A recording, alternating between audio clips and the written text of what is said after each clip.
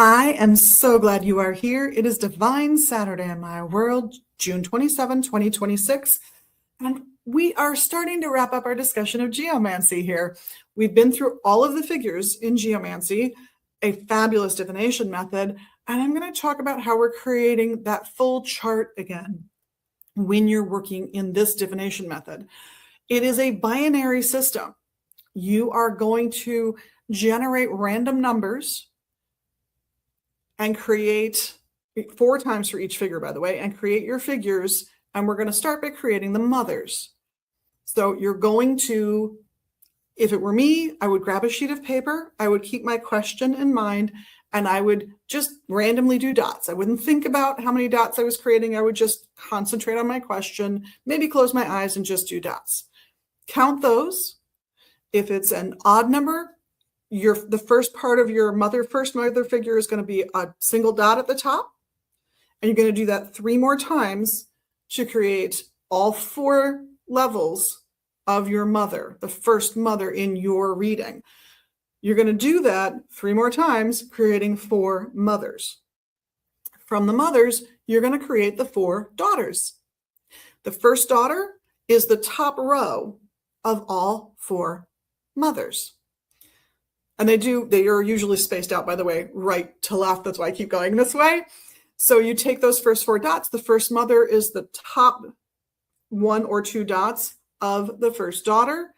The second mother's top dot is the second, and so on and so forth. And you're going to do that and generate 4 daughters with the 4 levels of the 4 mothers.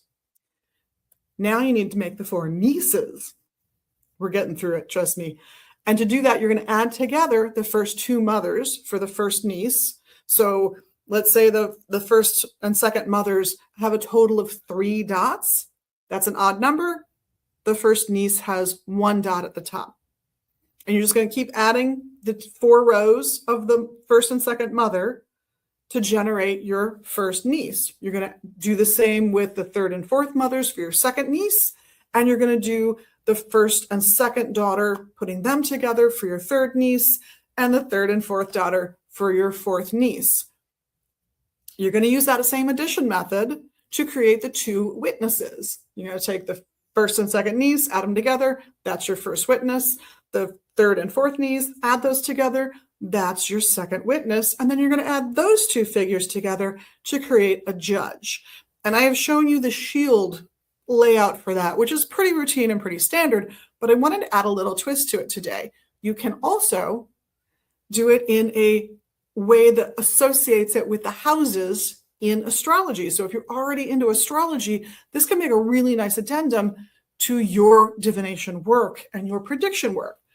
This is my inspiration for this, but that chart is done in a very old-fashioned way. Here's an example of one in this particular book by Greer.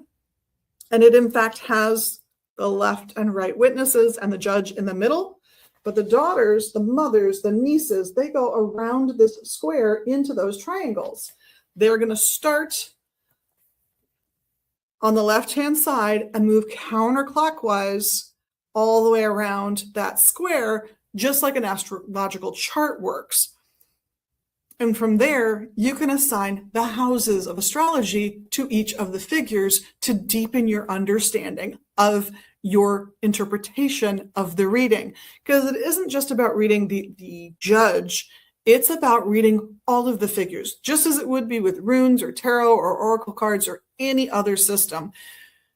There are nuances to be found in the figures that build up to the judgment. And in fact, you can really notice pretty clearly, if you don't like the judgment, which figures might have led you astray and where to focus your efforts to change the likely outcome that exists at the time of the reading.